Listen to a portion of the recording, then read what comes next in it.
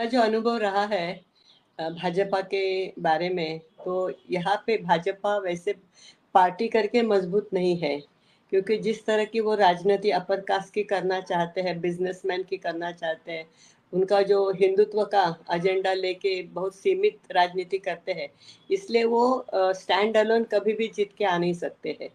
और इसीलिए उन्होंने जो सहारा लेना पड़ता है रीजनल क्षेत्रीय पार्टी से, वो उनको लेना बहुत ज़रूरी होता है। और जब वो किसी क्षेत्रीय पार्टी जो उनके लाइक माइंडेड विचारों से रहती है, उनको उनको साथ में लेके ही उन्होंने अपनी जो सीटें हैं, चाहे संसदीय लोक की सीटें हो या तो विधानसभा की सीटें हो, बढ़ाई है। ये सारा इतिहास सभी आप लोगों को मालूम ही है।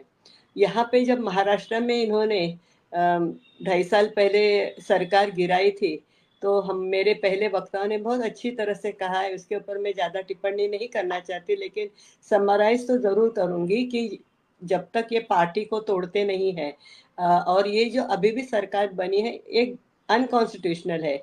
ये सरकार है जो जिस तरह से कॉन्स्टिट्यूशनली बैठनी चाहिए आफ्टर जो पार्टी 10th शेड्यूल को लेके इन्होंने अ, पूरी तरह चुन के नहीं आए। उनके जो विधायक गए थे, उन्होंने फ्लोर ऑफ द हाउस का जो टेस्ट होना है, वो जिस तरह से 10th शेड्यूल में लिखा है, कॉन्स्टिट्यूशन ने वैसे नहीं किया है। मोदी शाह के इशारे पे इन्होंने ये गवर्नमेंट बनाई है।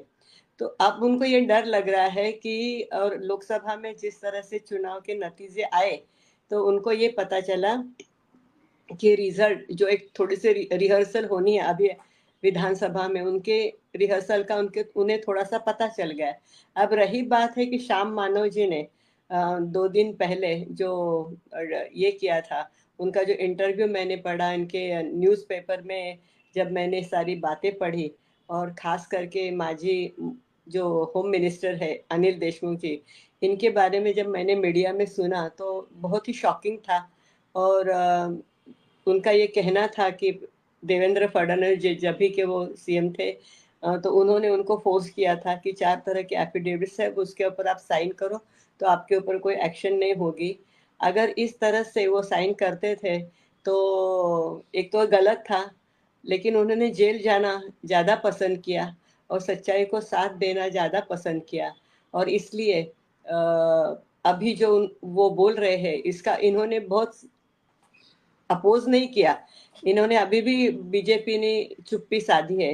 जो 4 एफिडेविट थे, वो जैसे बताया था कि उद्धव ठाकरे ने इनको बोला कि मुझे 100 सीआर चाहिए कैसे भी करके, ये एक एफिडेविट था। दूसरा एफिडेविट आदित्य ठाकरे जो लड़की है दिशा सालियन, उसकी जिस तरह से हत्या हो गई, या तो उन्होंने कूद के उसके ऊपर आदित्य ठाकरे जिम्मेदार है, इस तरह से कन्फेशन देना, एफिडेविट पे लिखना। तीसरी बात है अनिल परब, जो अभी भी ईडी का मुकाबला कर रहे हैं, उनके ऊपर उनके बारे में एक एफिडेविट में स्टेटमेंट देना। और चौथी बात है अजित पवार के बारे में ये कहना कि वो गुटखा में उन्होंने उनकी भी पार्टनरशिप थी। तो ये 4 तरह के एफिडेविट्स को ज़बरदस्ती करके, जैसे पुराने स्टाइल में, जैसे बंधक बना के, हम लोग कहते हैं ना, एक बंधक बना के उनके ऊपर प्रेशर डाल के जिस तरह से उन्होंने बोला, तो ये बहुत ही महाराष्ट्र के राजनीति में ऐसे पहले कभी नहीं हुआ था। ये हमारे पुरोगामी प्रोग्रेसिव महाराष्ट्र के लिए एक बड़ी बेशर्मी की बात है।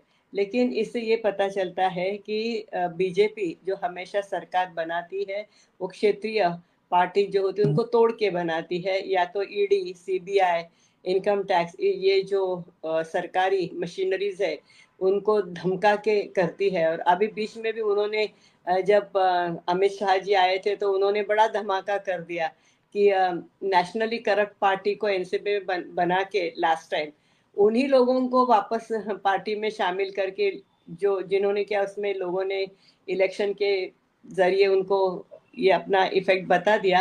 लेकिन अभी भी उन्होंने परसों के दिन आके कहा कि शरद पवार ये सरदार है ये करप्शन के। तो मुझे लगता है ऐसे आके यहाँ पे बताते तो हमारे लिए अच्छा ही है। इस तरह के अगर स्टेटमेंट करते हैं तो महाराष्ट्र की जनता को अच्छा नहीं लगता। एक तो ये सारी बातें झूठ है और उनके लिए कहने के लिए कुछ नहीं है।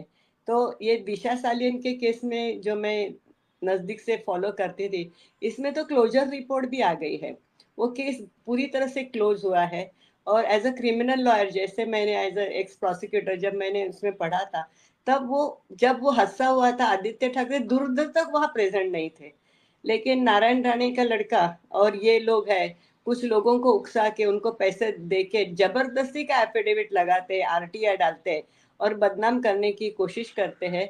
इनका मकसद यही रहता है कि सरकार को गिराना, या तो उनका मकसद यही रहता है कि आने वाले इलेक्शन में पार्टी की छवि को खराब कर देना और लोगों लोगों में एक तरह का ये प्रेजुडाइसिस तैयार करके उनको लगता है कि उनके पार्टी की जो जो वोट बैंक है वो बढ़ेगी।